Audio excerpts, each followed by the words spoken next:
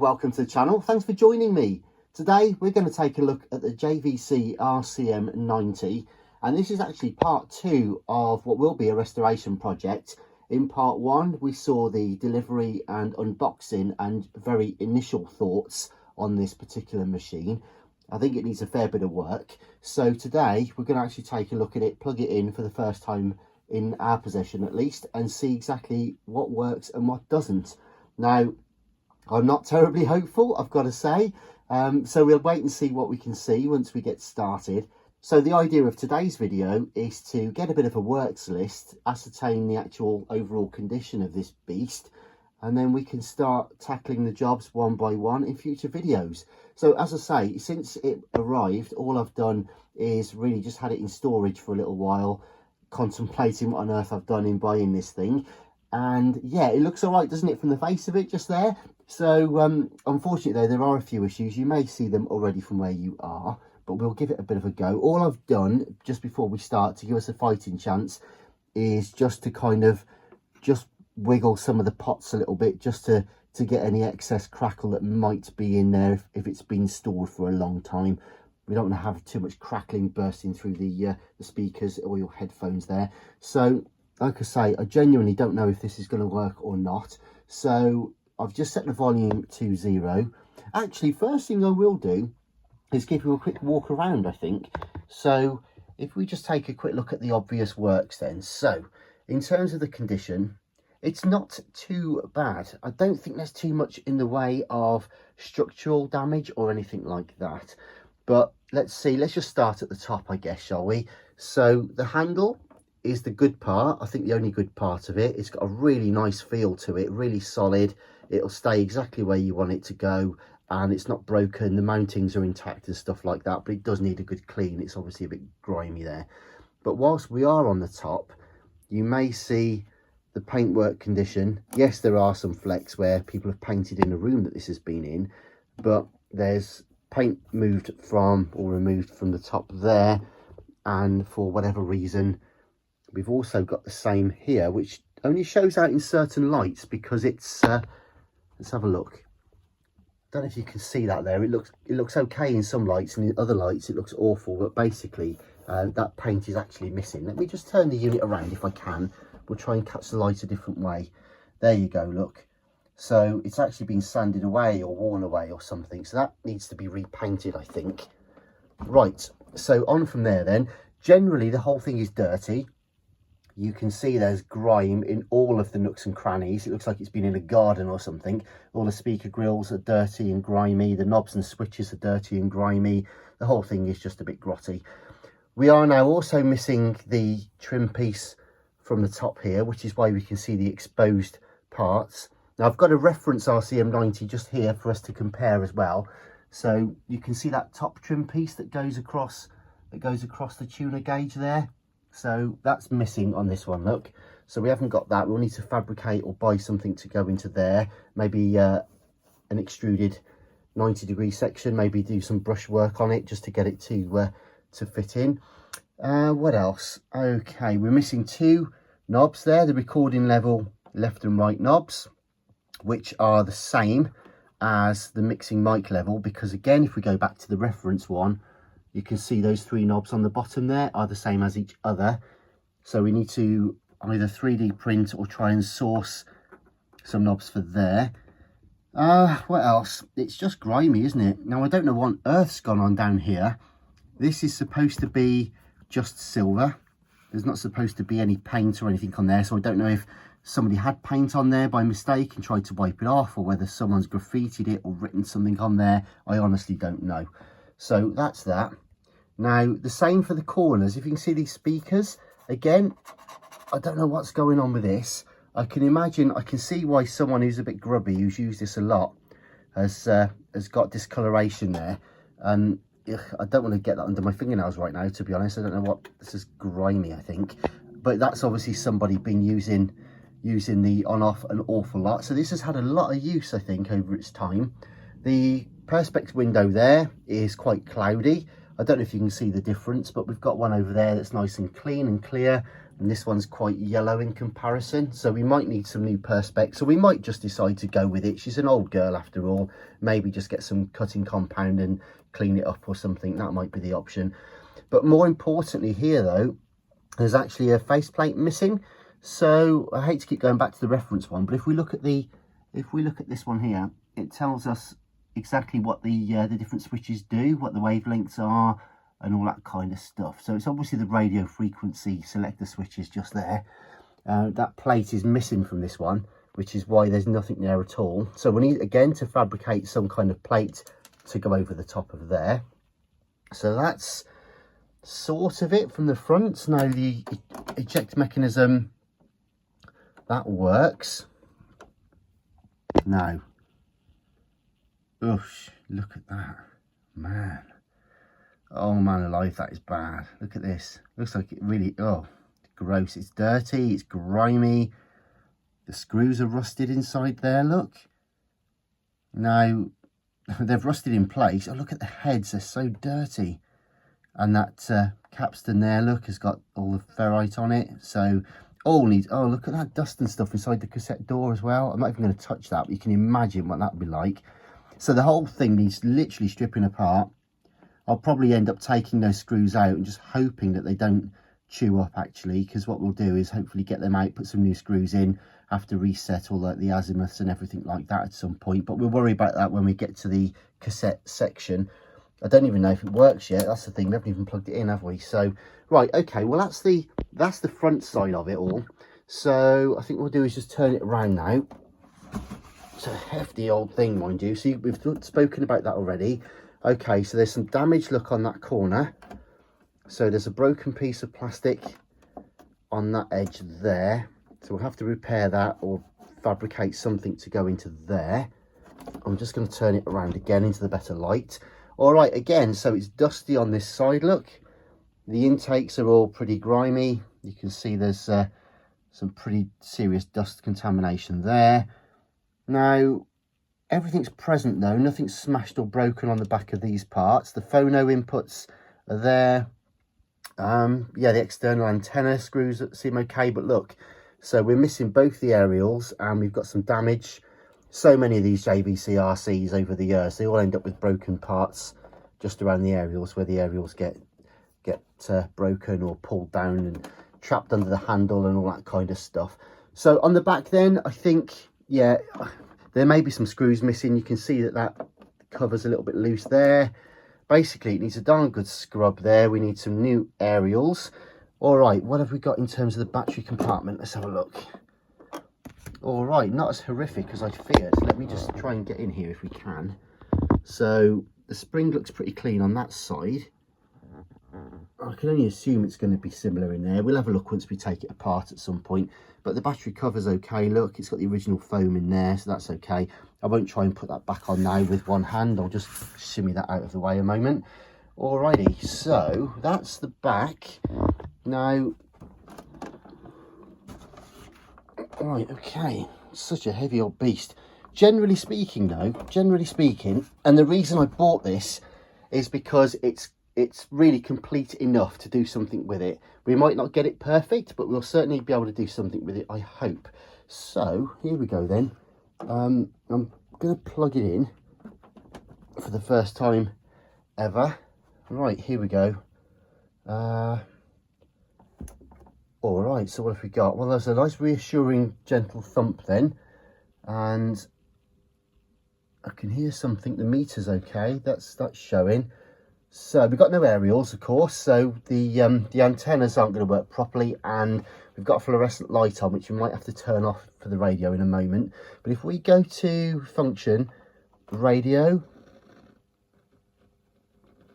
all right, we've got crackles. And again, I'm just referencing the other one to try and remember which of the buttons are which. This is FM. I know we've got no aerial in. But okay, so we've got a signal indicator there, and the FM, is the FM stereo working? Hard to tell. To be fair, it's not a fair test without the aerials in on the FM stereo, but we have we have something at least. Okay, I don't know what the other ones are. Medium wave. I think this is medium wave. There we go, bit of Paul Young. So there's some crackle there on the volume, but nothing major. Now that's the left channel on the balance.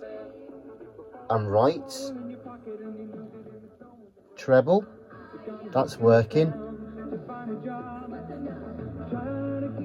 And the bass is filtering in and out as well, so that's okay. All right, so there you go. That's why we didn't have FM stereo. I think the switch was in mono like a fool. So let's put it back into FM stereo, just see if we can pick anything up. Of course, there may be issues with the mixer or the heterodyne, or something might be going on with this. Let's go back into FM mono. Of course, it could also be the switch. Yeah, there you go. Yeah. So it could be a dirty switch. And in fact, let me just put this camera down a second. Let's just see if we can do this. I'm not sure if it's going to work or not. If I hold the switch and now tune it.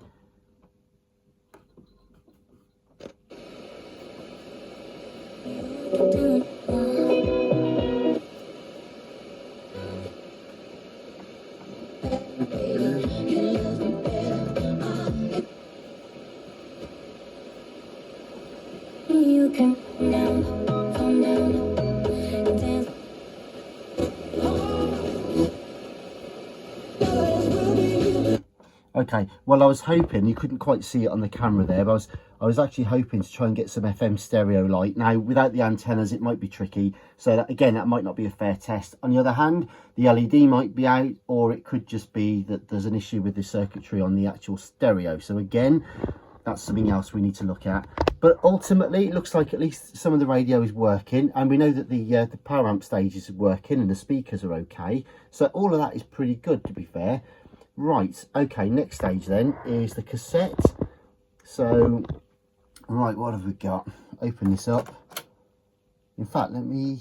Oh, I don't really want to put a tape in there, though. It's absolutely hanging in there, isn't it? Can we do anything... To be fair, hang on, tape.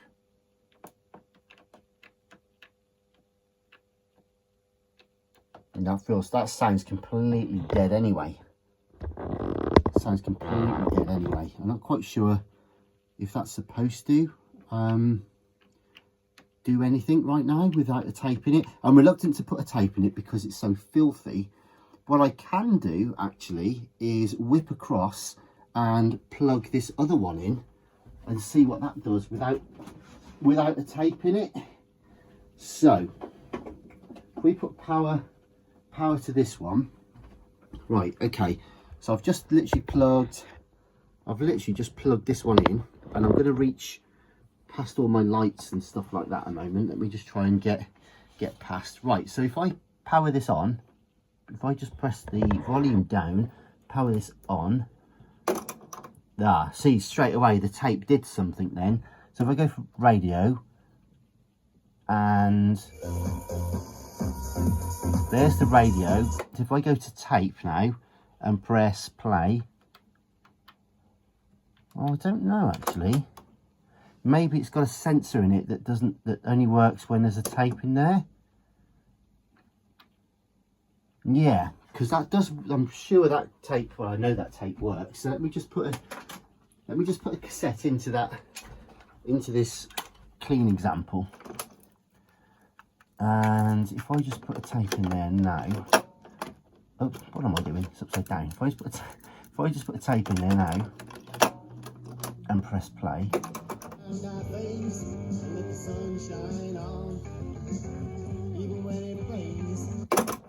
Okay, so the question is, have I got a really nasty sacrificial tape? Yes, I do. Interestingly enough, yes, I do. So I've got a tape here I can put in here that we're not going to make this thing any worse. It needs completely gutting and redoing anyway. So let's at least just see if anything happens. Ah, no, it doesn't. All right. Now the reason for that, by the looks of it, the heads are jammed, I think, in the position. Yeah, I should have clocked that actually earlier on when we were just looking. Hang on, let me just bring the light back in a bit. We were looking at the state of the inside, weren't we? Of course, it completely escaped my attention that the pinch roller's right up on the capstan there. You probably saw that, you eagle-eyed viewers. So let's have a feel. See, I'm just trying to see. If I press down, hang on. What I'm trying to do is press down on the pinch roller. Let's just get this in here a minute. I don't know if this is going to work. I'm trying to pinch down on the pinch roller and spin. Yeah, it feels jammed. I was just trying to spin the capstan to see if the flywheel was turning, and hoping to ascertain whether or not whether the motor's jammed or whether the belts are all knolled up or whatever. But it could be a drive issue. Now, see, the thing is with it is that feels like it's proper locked in place. There could be a servo issue with that or something. So I can't get. I think when we plugged the other one in, as soon as we powered it up, we got the like the reset, didn't we, on the cassette noise? We didn't get that on this one, and also it won't actually. The tape won't go in because the heads are currently in the raised like play position. Now you can just trying to think where it is on this. Pretty sure. I'm trying to think. You guys will know, I'm sure, but you can get either get the cassette door off or get underneath. I think on the RC-M90 you can get underneath to get to the heads. I think you just get the cassette door off this. I can't exactly remember. I'll have to look into it. But in any event, it looks like everything's jammed up in there. The good news though is we can eject it, and I might be talking out of my hat, but I do think that this may be one that we have to have the eject. Sorry, you have to have the eject open to maybe take it apart. Anyway, at least we can get the door open. What else am I missing? Just trying to figure out. See, we can't test any of the tape functions because obviously the tape doesn't work. But interestingly, if we come into here, look, I can see that the multi-music scanner lights are working. So that's good news. So something's happening there. Yeah, but nothing else appears to be. So yeah, it might be snarled up. It might be a seized motor. Maybe a servo's gone on there. It could be any of the electronics driving any of those systems. Could be anything really. So I think the next video we'll probably take it apart, have a look inside and see exactly what sort of mess that we're left with. I'm just thinking out loud, but looking at it now, we can see that structurally it's not too bad. The radio has some potential in terms of the sound. I think we just need to clean the pots and the switches, and that should bring a lot of things back. But it's the cassette that seems to be the issue at the moment. We've got rusty screws in there. We've got a jammed and seized mechanism. The heads are stuck in position. The motor doesn't appear to be turning. So that's where some of our first kind of investigation is going to be, I think. So there we go then. That's the JVC RC-M90 Part 2. And yeah, there's our reference one, which we will be keeping here to guide us on our way to take various measurements and readings, etc. But yeah, hopefully this little beastie will be apart soon, so we can have a proper look inside and see what's next. Let me know in the comments what you think we ought to do first, what you think the pressing issues are, or indeed what might be causing that cassette mechanism to be jammed up the way that it is. It'd be great to hear from you. In the meantime, thanks for watching. Check out the rest of the videos on the channel. Consider subscribing and hit the bell for updates on this project and plenty more. I mean, you can probably see in the background we've got loads of boomboxes, we've got personal stereos, we've got 8-track stuff, we've got vintage games, all kinds of stuff. So yeah, if you're interested in all that gear, you know where to find me. In the meantime, stay safe and thanks for watching. Bye bye for now.